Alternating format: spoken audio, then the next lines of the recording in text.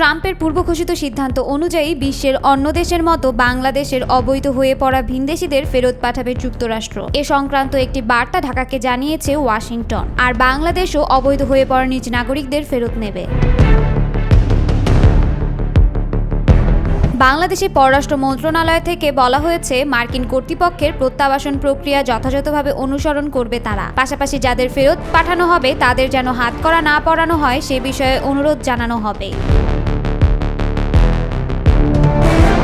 President হওয়ার আগে নির্বাচনী ইস্তেহারে ট্রাম্প বলেছিলেন, ক্ষমতায় আসলে দেশ থেকে অবৈধভাবে বসবাসকারীদের ফেরত পাঠাবেন। প্রেসিডেন্ট হিসেবে শপথ নেয়ার পরপরই অভিবাসীদের নিজ দেশে ফেরত পাঠানোর প্রক্রিয়া শুরু করেছে যুক্তরাষ্ট্র। নির্বাচনী প্রতিশ্রুতি অনুযায়ী ট্রাম্প প্রশাসন গত 20 জানুয়ারি অবৈধ অভিবাসীদের ফেরত পাঠাতে একটি নির্বাহী আদেশ জারি করেছেন। ট্রাম্প প্রশাসনের নতুন অভিবাসন নীতির অংশ হিসেবে তাদের দেশে ফেরত পাঠানো হবে।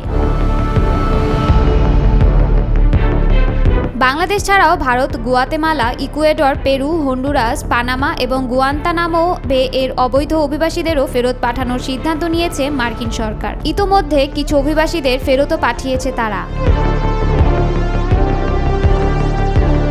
গত 20 জানুয়ারি প্রেসিডেন্ট ডোনাল্ড ট্রাম্পের নির্বাহী আদেশের পর এ পর্যন্ত 30টি সামরিক ফ্লাইট পরিচালিত হয়েছে, যার মাধ্যমে Bharat, Guatemala, Ecuador, Peru, Honduras, Panama সহ বিভিন্ন দেশে অভিবাসীদের ফেরত পাঠানো হয়েছে।